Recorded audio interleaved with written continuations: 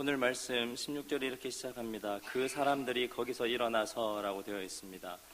다 잘 아시는 얘기입니다. 소돔의 고모라의 멸망 전에 사람 세 사람이 아브라함의 장막에 오는 얘기를 가운데 있는 사건입니다. 16절에는 그 사람들이라고 되어 있지만 이 사람들이 19장에 가보면 1절에 저녁 때 그 두 천사가 라고 되어 있습니다. 결국은 사람의 형상을 한 천사다, 그렇게 이해를 하시면 됩니다. 오늘 천사들이 소돔으로 향하여 가고 아브라함은 그 소돔과 고모라의 멸망 소식을 듣고 이제 환송하는 장면이 나옵니다. 17절에 이렇게 나와 있습니다. 여호와께서 이르시되 내가 하려는 것을 아브라함에게 숨기겠느냐. 아브라함에게는 다 얘기해 주시겠다는 겁니다. 소돔과 고모라의 멸망도 하나님께서는 아브라함에 하나도 숨기지 않고 다 얘기하시겠다는 겁니다. 그래서 18절에 아브라함은 강대한 나라가 되고 천하 만민은 그로 말미암아 복을 받게 될 것이 아니냐. 19절을 우리 같이 한번 읽겠습니다. 내가 그로 그 자식과 본속에게 명하여 여호와의 도를 지켜 의와 공도를 행하게 하려고 그를 택하였나니 이는 나 여호와가 아브라함에게 대하여 말한 일을 이루려 함이니라. 오늘 스승의 주일입니다. 스승이 뭘 기뻐할까라고 생각했을 때 저에게도 지나간 스승님이 몇 분이 기억이 났습니다. 그 스승님을 생각했을 때 저한테 제일 많이 기억나는 것들이 누가 잘했느냐, 내게 잘해주었냐라기보다는 그분들이 살아가려고 했던 삶, 그리고 그분들이 이렇게 꼭 이 길, 이럴 때는 이런 선택을 해야 된다라고 하는 그분들의 결정과 선택들, 그리고 그 결정과 선택들에 따라서 이렇게 살아가겠습니다 한 그 치열한 삶의 고민과 현장들, 그런 것들이 많이 떠올랐습니다. 그러면서 제자로서 스승을 가장 기쁘게 하는 길은 그들이 간 길, 스승님들이 간 길을 그대로 부족하지만 따라가며 그렇게 사는 길이 아닐까, 그렇게 한번 생각해 보았습니다. 우리 옆에 분들하고 이렇게 한번 인사하겠습니다. 예수님의 길을 따라갑시다. 오늘 본문 말씀에 하나님께서 아브라함에 대해서 축복하신 이야기가 나옵니다. 17절과 18절에 시작하는데 18절에 아브라함은 강대한 나라가 되고 천하 만민은 그로 말미암아 복을 받게 될 거다라고 얘기를 하십니다. 하나님이 하시고자 하는 일이 무엇일 것 같습니까? 라고 이렇게 질문을 드리면 어떻게 대답하시겠습니까? 여러분은 과연 하나님께서 무엇을 하고 싶어 한다고 생각을 하십니까? 우리는 하나님께서 무언가를 하시고자 한다라는 생각이 들면 거창한 일들을 생각하거나 아니면 무엇일까라고 많은 고민을 합니다. 그런데 오늘 우리가 금방 읽은 구절입니다. 제가 17절을 한번 읽겠습니다. 여호와께서 이르시되 내가 하려는 것을 아브라함에게 숨기겠느냐. 하나님은 우리에게 우리가 숨은 그림 찾기 하듯 어렵게 고행해서 찾아나가듯 그런 게 하나님의 일이 아니라 하나님은 누구에게든지 자신이 하려는 일들을 잘 설명하십니다. 그런데 단지 우리가 거기에 귀를 기울이지 않을 뿐입니다. 오늘 하나님께서 하시고자 하는 일이 뭐냐면 두 가지입니다. 첫 번째는 강대한 나라로 만드는 겁니다. 아브라함을 강대한 나라로 만드는 겁니다. 그리고 두 번째, 천하 만민이 아브라함을 통해 복을 받는 일입니다. 그러면 우리는 이런 이야기를 들을 때 하나님은 성도들을 강대한 나라로 만들고 성도들을 복을 주시기를 원하시는구나 라고 생각을 할 수 있습니다. 근데 사실 이 이야기는 성경에서 아브라함에게 여기 처음 나오는 얘기가 아니라 하나님께서 아브라함을 처음 부르실 때 하신 말씀입니다. 창세기 12장 1절부터 3절까지 말씀 제가 한번 읽어드리겠습니다. 눈으로 따라오시면 되겠습니다. 여호와께서 아브라함에게 이르시되 너는 너의 고향과 친척과 아버지의 집을 떠나 내가 내게 보여줄 땅으로 가라. 내가 너로 큰 민족을 이루고 내게 복을 주어 내 이름을 창대하게 하리니 너는 복이 될지라. 너를 축복하는 자에게는 내가 복을 내리고 너를 저주하는 자에게는 내가 저주하리니 땅의 모든 족속이 너로 말미암아 복을 얻을 것이라 하신지라. 지금 아브라함에게 하나님께서 내가 너에게 하고 싶다라는 얘기는 아무 생각 없이 갑작스럽게 얘기하신 게 아니라 하나님께서 아브라함을 처음 부르실 때 이 아브라함에게 다가오셔서 하신 말씀이 바로 난 너를 강대한 나라로 만들어 주겠다. 그리고 너는 천하 만민이 복을 얻을 수 있는 복이 되게 하겠다라는 약속을 하셨던 겁니다. 18장에 처음 얘기하는 게 아니라 아브라함에게는 계속해서 이것이 하나님과 아브라함의 약속이었습니다. 그러면 이렇게 생각해 보겠습니다. 아브라함에게 왜 하나님은 강대한 영토, 나라와 그런 복들을 주셨겠습니까? 그런 질문을 한번 던져보셨습니까? 그 해답을 19절이 얘기하고 있습니다. 내가 그로 그 자식과 권속에게 명하여 여호와의 도를 지켜 의와 공도를 행하게 하려고. 의와 공도라는 말은 또 바뀐 성경에는 정의와 공의를 행하게 하려고 라고 되어 있습니다. 결국 하나님께서 아브라함에게 큰 땅, 가나안 땅을 주시고 많은 족속과 백성을 예언해서 약속하신 이유는 이 아브라함이 이 세상에서 이 두 가지를 이루어주고자 하는 의도가 분명히 있다라는 겁니다. 하나님은 성도들을 가만히 강대한 나라를 만들고 큰 영토를 허락하고 복을 나눌 수 있을 만큼 큰 복을 주는 게 아닙니다. 이게 목적이 아니라 우리는 겉으로 드러난 표면과 현상을 목표라고 생각을 많이 합니다. 그런데 사실 이것은 겉으로 드러나는 현상입니다. 하나님께서 아브라함에게 하시고 싶었던 일은 이겁니다. 여호와의 도를 지켜. 도라는 말이 데렉입니다. 길입니다. 길. 하나님께서는 어떤 길로 가신다라는 겁니다. 사람은 저마다 자기의 길로 걸어갑니다. 꿈으로 걸어갑니다. 근데 여호와도 마찬가지로 여호와의 길이 있다라는 겁니다.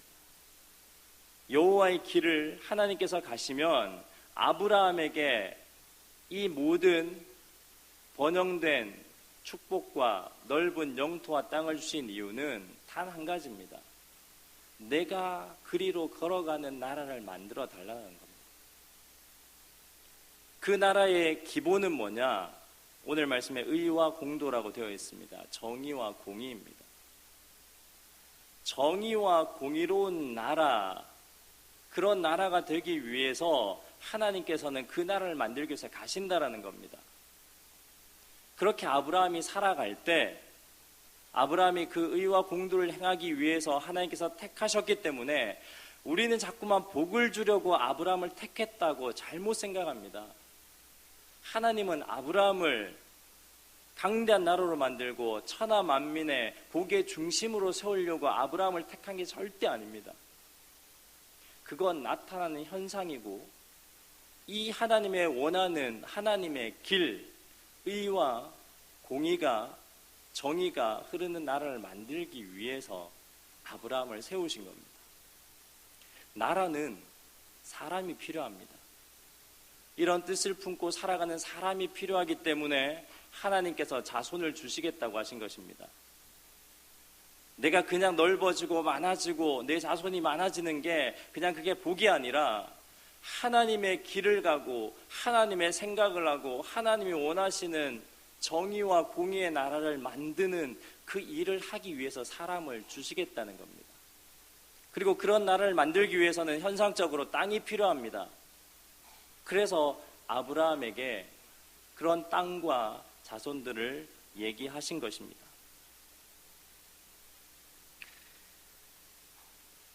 성경에 나와 있는 19절의 의와 공도, 의는 여러 다른 성경에 똑같은 이 말을 공의라고 번역하고 있습니다. 그리고 19절의 공도는 정의라고 번역하고 있습니다. 70번 정도 이 같은 쌍으로 나오는 단어들이 나옵니다. 근데 정의와 공의가 뭐냐, 여기에서 다 설명드리기 어렵지만 그 70번에 나오는 단어들이 어떤 때 쓰였냐를 보면 조금 감을 잡을 수가 있습니다. 먼저 나와 있는 하나님의 길, 하나님이 가시고 싶어 하시는 나라, 그런 나라가 어떤 나라냐? 정의와 공의의 나라라고 하는데, 정의라는 말을 성경에서 찾아 쭉 그 정의라는 말들이 쓰여진 데를 보면 이런 뜻으로 모아집니다. 그 정의는 바로 서로 마음이 하나 되는 장면을 얘기합니다. 공감하는 걸 얘기합니다. 의와 공도라고 했는데, 의는 공의입니다. 공의. 모든 사람에게 공통적으로 옳은 것, 이런 뜻입니다. 그래서 어떤 일들을 공의라고 쉽게 얘기할 수 있냐면 이런 일들입니다. 우리의 삶 가운데 내가 정말 사랑하기 쉬운 사람이 있고 내가 사랑하기 어려운 사람이 있습니다. 누구에게나 있습니다. 그런데 두 사람이 동시에 다쳐서 왔다는 겁니다. 그러면 이 사람에게, 내가 사랑하기 힘든 사람에게 똑같은 의술과 똑같은 자비를 베풀 수 있느냐라고 물어보는 것이 공의에 관한 문제입니다. 내가 미워하는 사람이라고 제외되고 권력 없는 사람이라고 제외되고 그런 게 아니라, 하나님의 나라는, 하나님의 사랑과 하나님의 베품은 모든 세대, 모든 지위과에 막론 없이 정말 모두 공평하게 그런 동일함의 의미에서 흘러가야 된다라는 얘기입니다. 그래서 너가 내가 되고 내가 너가 되는 걸 공의라고 합니다. 공도는 정의라는 말로 대부분 다 번역이 되어 있습니다. 정의라는 말은 무슨 말이냐? 법정의 용어입니다. 이스라엘은 이 정의라는 말을 쓸 때 한꺼번에 이렇게 심판, 판결, 결론, 형벌까지 다 똑같은 단어로 씁니다. 정의라는 단어로 씁니다. 근데 이 정의라는 단어를 설명을 할 때 제가 아들에게 이렇게 설명을 했습니다. 제가 아들과 밤늦게 운동을 하고 집에 오는데 저희 집사님이 하는 빵집에 들르게 됐습니다. 근데 그 집사님께서 빵을, 소린이가 좋아하는 빵을 몇 개 골라서 계산을 하려고 하는데 그 집사님이 이렇게 얘기하십니다. 아유, 소린이 귀엽네, 그냥 가져가 하고 돈을 받지 않으십니다. 게다가 초콜릿 음료수까지 하나 챙겨주십니다.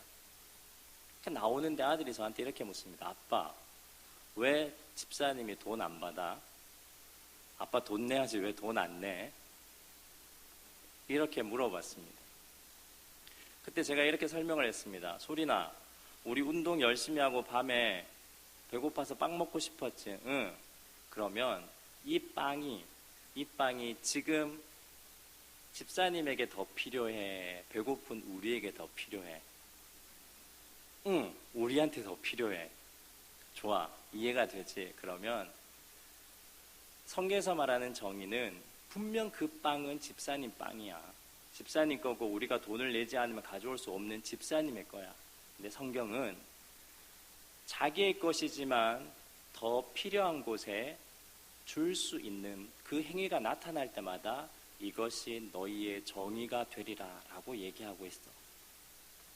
집사님이 그냥 준 게 아니라 소린이가 귀여워서 그냥 준 것 같지만 집사님은 그 필요를 자기의 것이지만 더 필요한 곳으로 보낸 거야. 그래서 집사님은 하나님이 원하는 나라를 이루려고 정의롭게 살려고 그렇게 하신 거야. 그러니까 아이가 그러더라고요. 지금 여러분이 고개를 끄덕이는 것처럼. 근데 여기서 끝나면 재미가 없겠죠. 두 번째 또 그런 일들이 벌어졌습니다. 이번엔 빵을 더 많이 주셨습니다. 제가 너무 불편해서 이렇게 얘기했습니다. 집사님 자꾸만 이러시면 제가 여기 못 올 것 같습니다. 그러니까 이번엔 꼭 계산을 해 주십시오 라고 하니까 그 집사님 말이 명답입니다. 제가 굶어 죽지 않을 만큼 되면 제가 알아서 합니다. 자, 굶어 죽지 않습니다. 그냥 가져가십시오. 그렇게 얘기를 하더라고요. 그러면서 허허 웃으시면서 빵을 담아 주시더라고요. 아니나 다를까 이번에는 목사님도 하나 드십시오 하면서 초콜릿 음료수를 2개 챙겨주셨습니다. 굶어 죽지 않을 만큼 먹고 삽니다. 저는 이게 진짜 여호와의 도, 하나님이 걸어가고 싶은 길이 아니었을까라는 생각이 그때 들었습니다. 내가 굶어 죽지 않을 만큼이라는 삶의 기준으로 누군가를 도와주는 것 쉽지 않습니다. 우리는 굶어 죽지 않을 만큼이 기준이 아니라 차 하나 굴릴 수 있을 만큼, 몇 평의 아파트를 살 수 있을 만큼, 내 노후에는 그냥 가만히 앉아도 한 20, 30년은 한 달에 몇백만 원 나올 수 있을 만큼, 그렇게 됐을 때 우리의 주머니가 열어진다는 겁니다. 근데 그 정말 이 우문에 집사님 제가 이러면 못 올 것 같습니다. 그때 웃으면서 굶어 죽지 않습니다 라고 하는 그 대답이 그 집사님의 최선을 다해 만드는 빵과 그리고 그 기준의 삶의 기준을 보면서 정말 정의롭게 살아가려고 하는 거구나라는 생각이 들었습니다. 공의와 정의란 게 굉장히 어려운 말인 것 같지만 실생활로 옮겨놓으면 굉장히 쉬운 말이 될 때가 있습니다.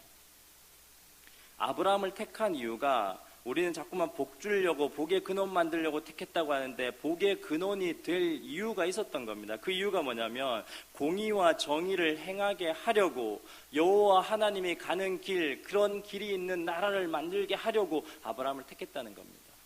그럼 우리 성도님들 이렇게 질문하겠습니다. 아브라함을 부자로 만드는 게 하나의 목적이었습니까? 강대한 나라로 만드는 게 목적이었습니까? 공의와 정의를 행하게 만드는 여호와의 도를, 여호와의 길을 가게 만드는 게 하나님의 목적이었습니까? 우린 다 후자라고 동의를 합니다. 그런데 이 아브라함이 어떻게 사냐면 12장부터 쭉 보면 이런 사건이 있습니다. 12장에 그렇게 하나님이 삶에 있어서 중요한 두 단어를 얘기합니다. 너는 너의 본토 친척 아비 집을 떠나라고 되어 있습니다. 떠나서 내가 내게 지시할 땅으로 가라. 항상 신앙인에게는 두 가지가 붙습니다. 뭐냐면 첫 번째, 떠납니다. 나의 기득권과 내가 생각한 정의와 내가 생각한 공의와 내가 생각하는 권력에서 떠나는 작업들이 꼭 필요합니다. 그리고 내가 내게 지시할 땅으로 가라. 그래서 신앙인이 이루는 여호와가 가는 나라는 떠나서 하나님의 말씀을 향하여 가는 이 두 가지가 꼭 따라다닙니다. 그런데 12장부터 그렇게 아브라함이 받은 다음에 여러분 성경에 아브라함이 믿음의 조상이라고 하지만 물론 잘 살았지만 성경을 보면 그렇게 성경을 적고 있지 않습니다. 12장에 그 얘기를 듣고 바로 어떤 사건이 일어나냐면 점점 남방으로 내려갔다라는 사건이 바로 나옵니다. 왜냐하면 흉년이 들었다라고 표현합니다. 남방은 어느 쪽에 가깝냐면 이스라엘에서 밑으로 내려가면 이집트, 애굽 땅에 가깝습니다. 이방 땅에 더 가깝습니다. 나일강 삼각주의 비옥한 그 초지에서 많은 곡식들이 나기 때문에 곡식 때문에 자꾸만 하나님의 지시할 땅에서 멀어져서 자기가 생각한 곳으로 가는 겁니다. 그 사건이 딱 첫 번째로 나옵니다. 그리고 그 12장에 실패한 일들의 퍼레이드가 계속 나타납니다. 자기 아내를 누이라고 속입니다. 그런 가운데 하나님께서 돌이켜주시니 13장, 14장에는 정신을 차립니다. 내가 이래서는 안 되겠구나. 그러면서 롯과 헤어집니다. 롯이 소돔과 고모라 땅을 선택할 때 너가 선택한 땅에 나는 반대 땅을 가겠다 해서 헤브론으로 가합니다. 좋은 선택을 합니다. 자기를 떠나서 하나님께서 마음에 주신 그 땅으로 갑니다. 그리고 14장에는 자기가 죽을 위험을 무릅쓰고 자기의 기득권의 족장의 자리를 떠나서 340명의 길리운 자들을 데리고 다메섹 호바까지 쫓아서 갑니다. 아브라함이 실패할 때는 떠나서 하나님이 원하시는 마음을 준 곳을 향하여 가는 사건들이 없습니다. 그런데 13장과 14장에는 떠나서 하나님의 주신 마음을 향해서 가는 사건들이 있습니다. 그러니 하나님께서 처음에는 실패했지만 성공한 이 아브라함에게 그래 좋다. 그러면 내가 너하고 한번 약속 한번 더 하자. 그렇게 해서 나온 게 15장입니다. 이제 되겠지라고 하나님이 새로운 그 하나님의 언약을 그대로 한 번 더 얘기해 주는데 마지막에 조금 어려운 말을 넣습니다. 15장 13절부터 쭉 보면 그런데 너희 백성들이 내가 너의 백성들을 다 낳게 해주면 그 백성들이 나를 잘 모르잖아. 어떻게 네가 다 교육시킬 수 없으니까 그 자손들이 400년 동안 애굽에 가서 교육을 좀 받아야 될 거예요. 그래서 계기 되어서 노예로 좀 힘들게 살아가게 될 거예요. 그렇지만 나올 기약도 있을 거고 나오게 될 거고, 그 땅에 아모리 사람의 죄악이 다 차면, 강포가 꽉 차면 내가 반드시 나오게 해줄게 라는 그 얘기를 하나 더 해줍니다. 근데 16장부터 그러면 늘 하나님께서 원하시는 생각을 하고 떠나서 하나님 마음을 향하여 가는 사건들이 일어나야 되는데, 16장부터 주구장창 22장까지 아들을 바치기 전까지, 하나님이 시험하기 전까지 계속해서 무너집니다. 오늘 나오는 18장의 이 본문도 무너져가는 아브라함을 보여주고 있는 본문입니다. 그렇게 자손을 많이 주고 훈련시키겠다는 그 말에 16장부터는 자신의 방법으로 하가를 취해서 이스마엘을 낳습니다. 나락으로 내려갑니다. 17장에 하나님의 시킨 일을 겨우 해냅니다. 할례를 치릅니다. 그리고 오늘 18장에 왔는데, 18장에 20절에 이렇게 나와 있습니다. 여호와께서 또 이르시되 소돔과 고모라에 대한 부르짖음이 크고 그 죄악이 심히 무거우니 내가 이제 내려가서, 하나님이 직접 가시겠답니다. 내려가서 그 모든 행하시 과연 내게 들린 부르짖음과 같은지 그렇지 않은지 내가 보고 알려 하노라. 그렇게 아브라함에게 얘기하십니다. 나 거기 가고 싶다. 의인들이 몇 명 있는지 모르겠는데 이 땅의 죄악을 통해서 계속 내게 부르짖는다. 그래서 내가 가보고 싶다 라는 하나님의 마음을 얘기하십니다. 그때 22절을 함께 읽겠습니다. 22절입니다. 시작.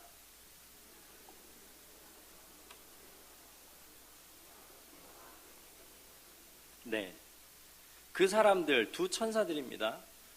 그 천사들은 떠나 소돔으로 향하여 가고, 복의 근원이 되는 방법이 나와 있습니다. 천사들, 하나님 보낸 사람은 떠나서 하나님이 보고 싶어하고 변화시키고 바꾸고자 하는 곳으로 향하여 갑니다. 근데 아브라함은 어떻게 되어 있습니까? 아브라함은 여호와 앞에 그대로 섰더라. 신앙인이 제일 무서운 게 뭐냐고 하면 압니다. 그렇게 해야 되는 거 다 압니다. 그런데 늘 현장에 들어가지 않고 기도만 합니다. 이게 가장 무서운 겁니다. 물론 기도 안 하는 것보다 훨씬 낫다는 거 압니다. 그러나 저는 구일교회 성도님들은 이 기도의 수준을 넘어섰다고 생각해 이 말씀을 전하는 겁니다. 아브라함은 여호와 앞에 그대로 섰더라. 그래서 23절에 이렇게 얘기합니다. 하나님, 아브라함이 하나님께 가까이 나아갑니다. 주께서 의인과 악인을 함께 멸하게 했습니까? 하나님께 질문합니다. 하나님, 그 소돔과 고모라에 분명히 하나님께 부르짖는 의인도 있을 건데 그럼 같이 멸망하시게 하실 겁니까? 이렇게 물어봅니다. 우리가 잘 아는 얘기가 그 다음에 적혀져 있습니다. 50명, 45명, 40명, 30명, 20명, 10명, 5번이나 하나님과 기도하고 기도해서 10명으로 줄여냅니다. 그러면 롯과 롯의 아내, 롯의 두 딸, 그럼 두 딸에 결혼한 사람은 6명입니다. 그러면 산술적으로 몇 명만 더 데려가면 10명 됩니까? 예, 자기 가족이 가면 됩니다. 사실 우리는 아브라함을 너무 거룩하게 생각해서 다른 생각을 못합니다. 아들을 바친 멋진 사람. 그러나 아들을 바치기 전까지 계속해서 내려가는 걸 보여주고 안 되겠다 싶어서 하나님이 그 시험을 치르시는 겁니다. 그리고 믿음의 조상을 하나님께서 만들어 가시는 겁니다. 하나님께서 떠나가지 못하는 이 아브라함을 통해서 많은 것을 깨닫게 하십니다. 출애굽기 2장 23절과 24절을 한번 보겠습니다. 출애굽이 어떻게 일어나게 됐는지를 적고 있습니다. 제가 한번 읽어드리겠습니다. 여러 해 후에 애굽 왕은 죽었고 이스라엘 자손은 고된 노동으로 말미암아 탄식하여 부르짖으니 그 고된 노동으로 말미암아 부르짖는 소리가 하나님께 상달된지라. 똑같습니다. 지금 아브라함에 일어난 상황과 똑같은 소돔과 고모라가 애굽으로만 바뀌었지 똑같은 상황입니다. 24절입니다. 하나님이 그들의 고통소를 들으시고 하나님이 아브라함과 이삭과 야곱에게 세운 그의 언약을 기억하사라고 되어 있습니다. 이 언약이 무엇입니까? 내가 아브라함을 택했는데 하나님이 가는 길은 정의와 공의가 이루어지는 나라를 만들어야 되는데 이 애굽이 그 길을 못 만들었다는 겁니다. 애굽이 그렇게 정의와 공의가 흐르는 나라를 만들어야 되는데 못 만들었기 때문에 하나님이 보고 이 소리를 듣고 내려가서 바꾸겠다는 겁니다. 그래서 25절에 하나님이 이스라엘 자손을 돌보셨고 하나님이 그들을 기억하셨다라고 하면서 출애굽을 시작합니다. 오늘 이 말씀을 통해서 우리가 교회 안에서 하나님께서는 계속해서 우리의 교회에게 너희가 강대한 교회가 되고 부강한 교회가 되고 성도 수가 많은 교회가 되고 강력한 힘의 구의교회가 되게 하겠다라고 약속해 주셨습니다. 아멘이십니까? 우리 구의교회는 그렇게 될 겁니다. 강대한 나라가 되고 정말 많은 성도들과 함께 하나님의 복을 받은 교회가 될 것입니다. 이건 나의 열심과 나의 뜻이 아니라 하나님의 약속입니다. 근데 왜 그렇게 하시겠다는 겁니까? 이 교회가 여호와의 도로 가게 하려고 그랬다는 겁니다. 그 정의와 그 공의가 내 것인데도 더 필요한 것으로 보내줄 수 있는 교회, 그게 내가 싫어하는 사람들이더라도 그대로 행할 수 있는 교회, 내가 좋아하고 내가 아는 사람에게 하는 게 아니라 내 것이지만 더 필요한 곳에 보내되 그 사람이 미워 죽겠는데도 보낼 수 있는 그런 사람, 그런 교회, 그런 의와 공도를 실행하기 위해서 우리에게 늘 하나님은 뭘 명령하시냐? 떠나 향하여 가라라고 얘기를 하십니다. 제가 지난번 수요일 설교하면서 4주 전에 자본주의 사회 대한민국 2017년 가운데 아내와 남편이 합하여 4인 가족이 250만 원의 급여를 받는다. 남편이 150만 원을 벌고 아내가 100만 원을 버는 그 의미를 숫자로 이렇게 한번 GDP 대비해서 말씀드린 적이 있습니다.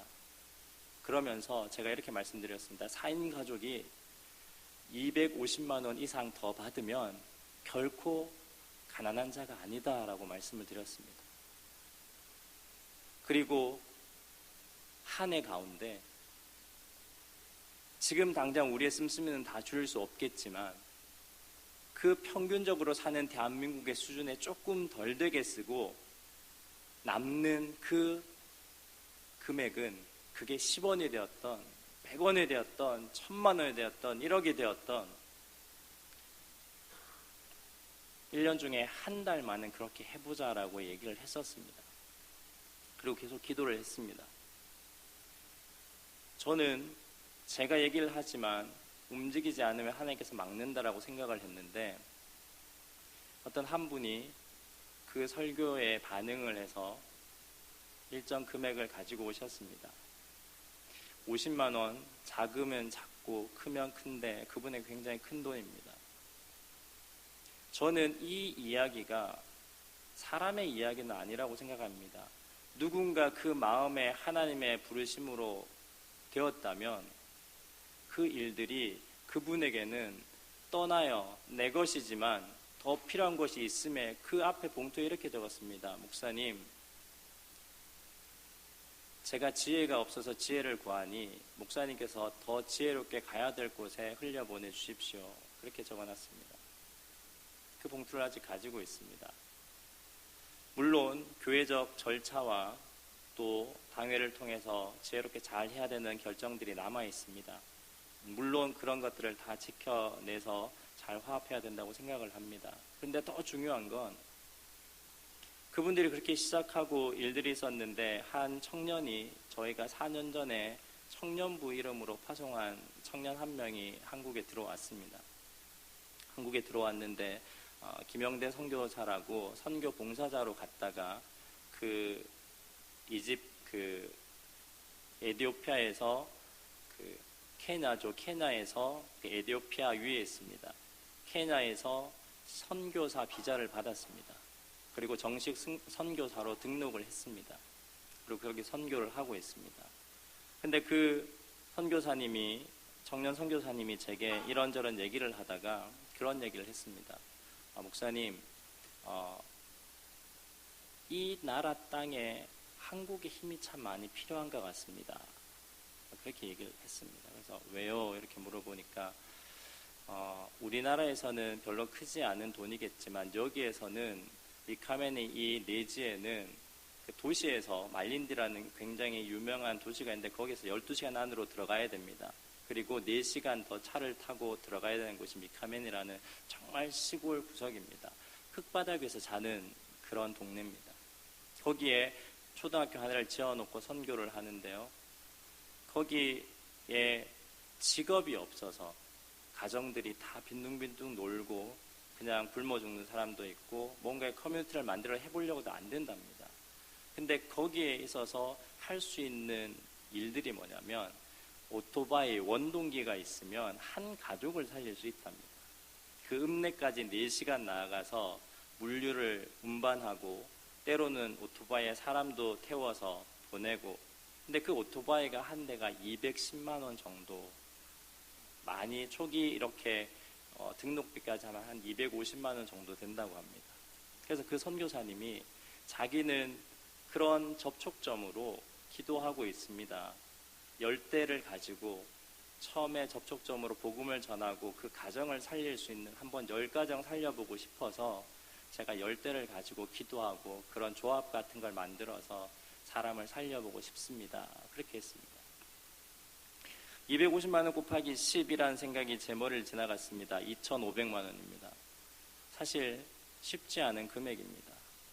근데 그런 얘기를 하는 가운데 그런 일들이 일어났던 겁니다. 한 분이 그렇게 가지고 오셨습니다. 저는 이렇게 끼워 맞추는 생각 이런 거 정말 싫어합니다.